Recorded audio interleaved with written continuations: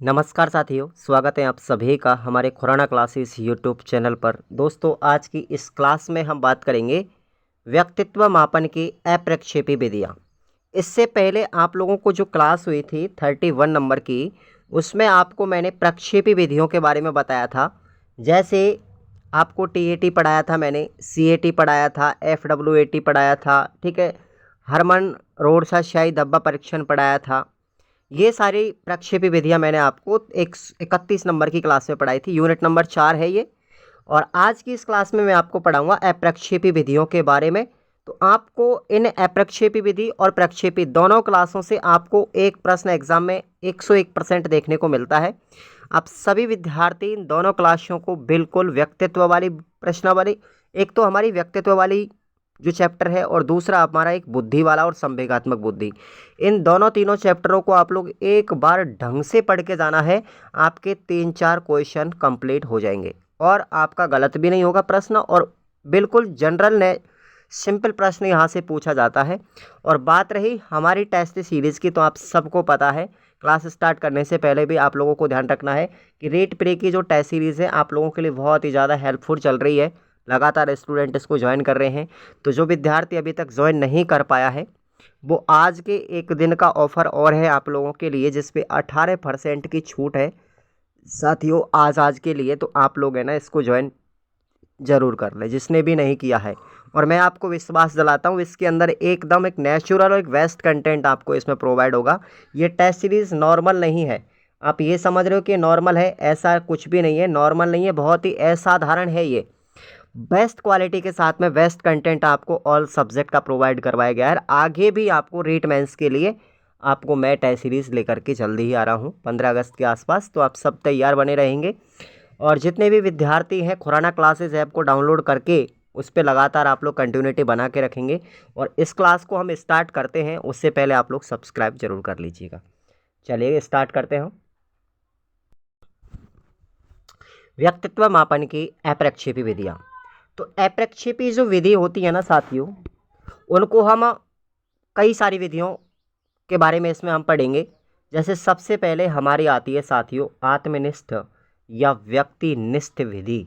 ठीक है, इनको हम क्या कहेंगे, आत्मनिष्ठ या व्यक्तिनिष्ठ विधियों में सबसे पहले हम बात करें तो पहले आएगी आत्मकथा विधि। ठीक है, जिसको अंतर्दर्शन विधि के नाम से भी जानते हैं।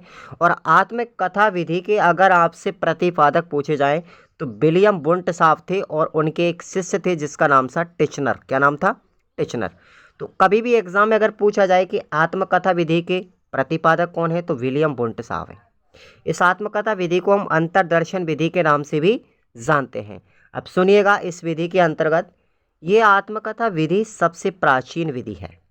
इसमें व्यक्ति स्वयं के बारे में लिखता है। वैज्ञानिक विधि नहीं होने के कारण आज इसका प्रयोग बहुत कम लिया गया है। तो आत्मकथा का मतलब आप लोग सब जानते हो, बायोग्राफी, खुद के बारे में जो ऑटोबायोग्राफी जो राइटर लिखते हैं ना, खुद के बारे में जो हम जानते हैं लिखते हैं, उसको हम कहेंगे आत्मकथा। यह आप लोग समझ पा रहे हो, आपने हिंदी में भी पढ़ा होगा कि आत्मकथा क्या है, जीवनी क्या है। तो साथियों आत्मकथा जो होती है ना, वो खुद के बारे में लिखी जाती है। ये आप लोग ध्यान रखें। लेखक जो होता है स्वयं अपने बारे में लिखता है, जबकि जीवनी जो होती है एक लेखक किसी अन्य प्रसिद्ध व्यक्ति के बारे में लिखता है। तो आत्मकथा विधि जो है प्रचलित नहीं हो पाई थी विलियम वुंट की, इस वजह से इसको आज कम उपयोग में लिया गया है। सेकंड हमारी जो विधि आती है अप्रक्षेपी में, वो है व्यक्ति इतिहास विधि यानी केस स्टडी। सबसे ज़्यादा इंपॉर्टेंट है, जो टाइडमैन के द्वारा दी गई थी। आप लोगों ने जब बीएसटीसी की होगी तो साथियों आपके इंटर्नशिप की जो डायरियाँ होती हैं उनमें आप लोगों ने बीएड किया होगा या एसटीसी किया होगा, तो उस समय आपकी केस स्टडी की फाइल बनती है। ठीक है, ये वही केस स्टडी है साथियों, वही व्यक्तिगत अध्ययन है जिसको टाइडमैन के द्वारा प्रतिपादित किया गया था। अगर मैं बात करूं कि जो व्यक्ति इतिहास विधि या केस स्टडी जो विधि है, इसका उपयोग क्या है, ये निदानात्मक अध्ययनों की सबसे सर्वश्रेष्ठ विधि मानी जाती है। निदानात्मक अध्ययन जो होते हैं, किसी भी समस्या का निदान करना निदानात्मक परीक्षण कहलाता है। तो उस निदानात्मक परीक्षण के लिए सबसे उत्तम विधि कौन सी मानी जाती है? Case study. असामान्य बालक के निदान की सर्वश्रेष्ठ विधि भी मानी जाती है। समस्या के कारण को जानना निदान कहलाता है, आप लोगों को सबको पता है। आप लोगों ने 3 प्रकार के परीक्षण पढ़े होंगे, मैं आपको आगे भी पढ़ाऊँगा। पहला जो परीक्षण होता है वह है उपलब्धि परीक्षण। कौन सा है? उपलब्धि परीक्षण। ये आपको ध्यान रखना है, ठीक है। बच्चे ने कितना ग्रहण किया, कितना नहीं किया, ये उपलब्धि परीक्षण। दूसरा आप लोगों ने पढ़ा होगा निदानात्मक परीक्षण, बच्चे की समस्या के कारण का पता लगाना, क्या कहलाएगा? निदानात्मक। और नंबर 3 पर आप लोगों ने पढ़ा होगा उपचारात्मक परीक्षण। मेरे साथियों पढ़ा है कि नहीं? सबने पढ़ा है। उपचारात्मक परीक्षण किसे कहेंगे? जिसमें समस्या का निदान क्या किया जाता है? हल किया जाता है, समस्या का सॉल्यूशन किया जाता है, उपचार किया जाता है, उपचारात्मक परीक्षण कहलाएगा। तो जो व्यक्ति इतिहास विधि है, इसमें समस्या के कारण का पता लगाया जाता है, जो कि मनोवैज्ञानिक सहायता से किया जाता है। ये आपको ध्यान रखना है। कारण को दूर करना उपचार कहलाता है, जो कि शिक्षा की सहायता से किया जाता है। अब कारण का पता लगाया, निदान हो गया। अब निदान के बाद हम उसका उपचार करेंगे, तो उपचारात्मक परीक्षण करना जरूरी होता है। बिना निदान के उपचार संभव नहीं है। ये बात आप सभी जानते हो कि डॉक्टर के पास आप लोग जब जाते हैं तो सबसे पहले बीमारी का पता लगाया जाता है, उसका निदान किया जाता है, और निदान के बाद वो डॉक्टर आपका उपचार करता है। अगली हमारी विधि आती है प्रश्नावली विधि। इस प्रश्नावली विधि को साथियों और अन्य 2 नामों से जानते हैं, जैसे व्यक्तित्व अनुसूची विधि या कागज पेंसिल विधि। अब प्रश्नावली विधि की बात करते हैं तो इसके जनक कौन थे? वुडवर्थ साहब थे। ध्यान रखना, वुडवर्थ साहब थे प्रश्नावली विधि के जनक। आप लोगों को याद रखना है, इंपॉर्टेंट है। और वुडवर्थ ने पर्सनल डाटा इन्वेंटरी का निर्माण भी किया था। सबसे पहले पर्सनल डाटा इन्वेंटरी का निर्माण किसने किया? वुडवर्थ ने। प्रश्नावली, देखो प्रश्नावली में आमने सामने होना जरूरी नहीं होता। इसमें उत्तर के रूप में 2 विकल्प दिए जाते हैं, या तो हाँ का जवाब मिलेगा या ना का जवाब मिलेगा, अथवा फिर 3 विकल्प मिलेंगे, या तो हाँ मिलेगा, ना मिलेगा, या फिर कभी कभी। ये आपको 2 या 3 विकल्प इसमें मिलते हैं। तो आपको नोटिस एक ही चीज़ करनी है प्रश्नावली विधि से, कि इस विधि का जो जनक है वो है वुडवर्थ साहब, और इस विधि में कोई ज़रूरी नहीं है कि आमने सामने ही होना चाहिए विद्यार्थी, जो दोनों व्यक्ति आमने सामने हों। इसमें आपको हाँ या ना के रूप में भी आप लोग इसमें जवाब दे सकते हैं। अगर हम मापनी की बात करते हैं, इसमें मापनी में 5 विकल्प होते हैं, आप सबको पता है। प्रश्नावली विधि जो है, इसके मापन की हम 5 तरीके से मापन कर सकते हैं। 5 विकल्प होते हैं, और ये कई बार प्रश्न पूछा भी गया है। मैंने सीटेट जब एग्ज़ाम 2019 में 20 में दिया था, 2020 जुलाई में, तो आप लोगों को सबको पता था, आप लोग पेपर भी पढ़ेंगे, तो उसमें प्रश्नावलियों के प्रकार पूछे गए थे, ठीक है। प्रश्न पूछा गया था प्रश्नावलियों के प्रकार से। तो मैं आपको यहाँ पर वुडवर्थ की जो प्रश्नावली विधि है उसके प्रकार आपको बता रहा हूँ। सबसे पहले नंबर पर आती है वंद या प्रतिबद्धित प्रश्नावली। इसमें क्या होगा? प्रश्नों के उत्तर हाँ अथवा ना में या फिर किसी एक विकल्प का चयन करके देने पड़ते हैं, उसे हम कहेंगे वंद प्रश्नावली। क्लियर? कॉन्सेप्ट क्लियर होना चाहिए। वंद प्रश्नावली किससे होती है? कि भाई ऐसे प्रश्न जिनका उत्तर या तो यस में देंगे या नो में देंगे, या फिर किसी एक स्पेशल ऑप्शन का हम चयन करेंगे, वो कहलाएगी हमारी बंद या प्रतिबंधित प्रश्नावली। दूसरी आती है खुली या अप्रतिबंधित प्रश्नावली। इसमें प्रश्नों के उत्तर हम स्वतंत्रता पूर्वक और विस्तार पूर्वक दे सकते हैं। अब आप लोग दोनों अंतर याद रखना, कि जो हमारे, मैं आपको बता दूं इन दोनों में अंतर प्रश्न उदाहरण दे करके, कि बंद जो प्रश्नावली होती है इसमें ऑब्जेक्टिव टाइप के प्रश्न आते हैं। कौन से आएंगे? ऑब्जेक्टिव टाइप के प्रश्न आते हैं। इसमें रिक्त स्थान की पूर्ति करने वाले प्रश्न आते हैं। कौन से आएंगे? रिक्त स्थान, ध्यान रखना, रिक्त स्थान वाले आते हैं इसके अंदर, ठीक है। और हाँ या ना वाले आते हैं, हाँ या ना वाले प्रश्न। तो ये कौन से हैं? बंद प्रश्नावली के प्रकार हैं। अगर खुली की बात करते हैं तो खुली में कौन कौन से प्रश्न आते हैं? इसमें आपके निबंधात्मक आएंगे, लघुत्तरात्मक आएंगे, ठीक है, और अति लघुत्तरात्मक आएंगे। ये 3 प्रकार के प्रश्न इसमें आते हैं खुली में। तो आप लोगों को कॉन्सेप्ट क्लियर हो चुका होगा, प्रश्न आपका गलत नहीं होगा। आगे बात करते हैं चित्रित प्रश्नावली। इसमें चित्रों के माध्यम से पूछे गए प्रश्नों के उत्तर देने होते हैं। आपको कोई भी चित्र दे दिया जाएगा, उस चित्र के आधार पर आपसे प्रश्न पूछे जाएंगे। अगला है हमारा मिश्रित प्रश्नावली, जो हम लोगों ने 3 प्रश्नावली आगे ऊपर पढ़ी हैं, खुली, बंद और मिश्रित। इन तीनों का मिला हुआ रूप कौन सा है? मिश्रित प्रश्नावली है। तो ज़्यादातर इंपॉर्टेंट कौन सी आप सबको पता है? खुली और बंद है, ध्यान रखेंगे। अगली हमारी विधि आती है साथियों साक्षात्कार विधि। साक्षात्कार विधि की जो शुरुआत है वो अमेरिका में हुई थी। एक बार सभी क्लास को लाइक करना, और रेगुलर आप लोग पढ़ेंगे ना तो आपको कोई दिक्कत नहीं है। इसकी प्लेलिस्ट मैंने आपको बना रखी है यूट्यूब पर, सबके सब रिवीजन करना एक बार। तो साक्षात्कार विधि की शुरुआत अमेरिका के अंदर हुई। साक्षात्कार का एक नियम है, जब भी आपका इंटरव्यू, इसको हम क्या बोलेंगे, इंटरव्यू मेथड भी बोला जाता है, इसको ध्यान रखना, इंटरव्यू मेथड भी इसको बोला जाता है। और इंटरव्यू के अंतर्गत आप सब जानते हैं कि इंटरव्यू लेने वाला और इंटरव्यू देने वाला दोनों आमने सामने होना कंपलसरी है।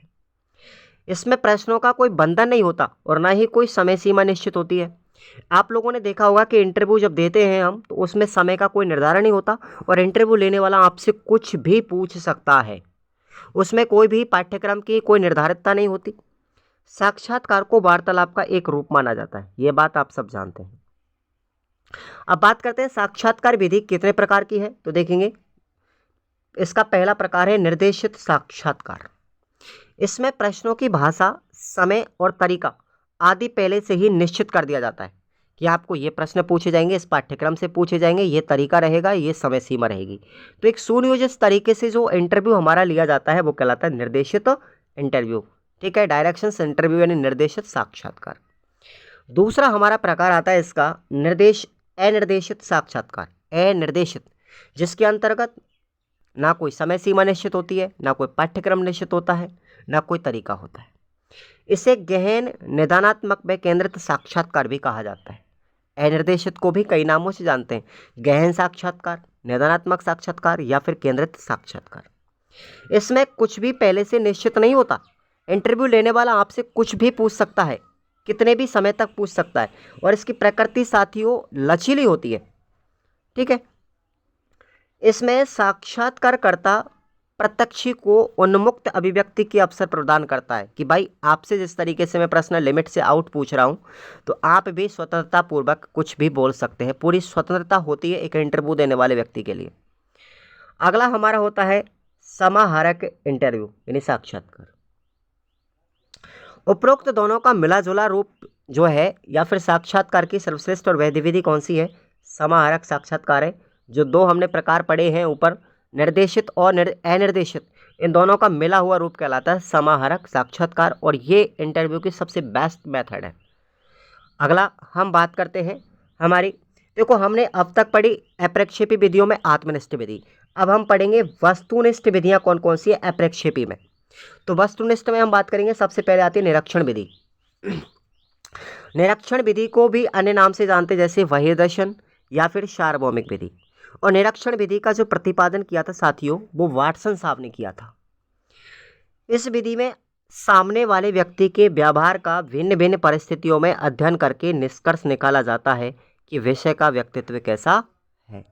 तो ये आपको ध्यान रखना है। निरीक्षण विधि के प्रतिपादक कौन है? वाटसन साहब है। यही प्रश्न आपसे डायरेक्टली पूछा जाएगा और कुछ नहीं पूछा जाता। आगे हम बात करते हैं समाज मिति विधि। बहुत इंपॉर्टेंट है, नोट लगा लीजिए आप लोग। ये 2-3 बार एग्जाम में पूछा गया अब तक रेट के अंदर, सेकंड ग्रेड के अंदर। समाज मिति विधि जो है इसके प्रतिपादक हैं साथियों जे.एल. मोरेनो। यही प्रश्न पूछा गया था। इस विधि में सामाजिकता के बारे में, व्यक्ति की सामाजिकता के बारे में समाज के व्यक्तियों से जानकारी लेकर के निष्कर्ष निकाला जाता है कि विषय का व्यक्तित्व कैसा है। भाई समाज मिति विधि क्या कहती है कि किसी व्यक्ति के बारे में अगर आपको जानकारी लेनी है तो उसके समाज में जाकर के, उसके गांव में जाकर के उसका परीक्षण करो कि ये व्यक्ति कैसा है। यही विधि क्या है? समाज मिति विधि है। जे.एल. मोरेनो साहब ने दी थी। अगली है हमारी क्रम निर्धारण मापनी। क्या है? क्रम निर्धारण मापनी। इसको अंग्रेजी में बोलते हैं साथियों रेटिंग स्केल मेथड। क्या बोलेंगे? Rating scale method. और इसके प्रतिपादक ध्यान रखना आप लोग, थर्स्टन और लिंकर्ट, दो मनोवैज्ञानिक थे। थर्स्टन और लिंकर्ट ने रेटिंग स्केल मापनी विधि का प्रतिपादन किया था। इस परीक्षण में क्रम निर्धारण मापनी से आंकड़े समझ करके निष्कर्ष निकाला जाता है कि विषय का व्यक्तित्व कैसा है। ध्यान रखना, इसमें क्रम निर्धारण जो है वो आंकड़ों के माध्यम से किया जाता है। तो आपको मनोवैज्ञानिकों के नाम याद रखने हैं रेटिंग स्केल के कौन कौन है? थर्स्टन और लिंकर्ट। आगे हम बात करते हैं शारीरिक परीक्षण।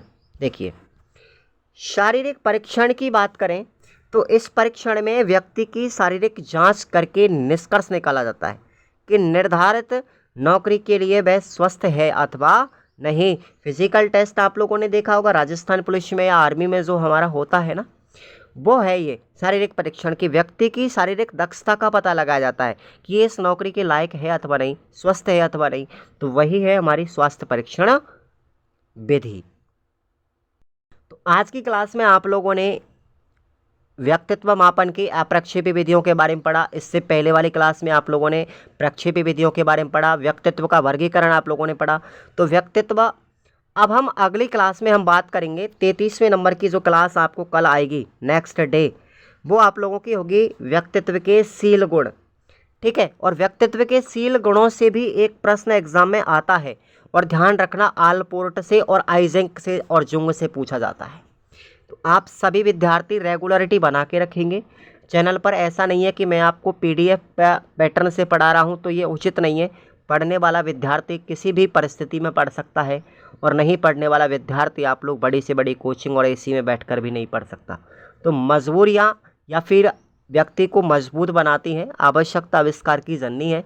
आप लोग उचित तरीके से समय का सदुपयोग करते हुए इसका लाभ उठाएंगे और टेस्ट सीरीज़ को भी ज़्यादा से ज़्यादा प्रैक्टिस के रूप में आप लोग लेंगे तो आपको और भी ज़्यादा समय की बचत भी होगी और अपने आप को आत्मविश्वास बढ़ेगा, पुनर्बलन भी मिलेगा और साथ ही साथ आप लोग अच्छे आप में निखार पाएंगे, खुद को अच्छी तैयारी के साथ में आपको प्रिपेयर कर पाएंगे। तो आप ज़रूर ज्वाइन कीजिएगा टेस्ट सीरीज़ के लिए, बहुत ही ज़्यादा किफ़ायती और बहुत ही ज़्यादा अच्छी है। Thank you so much.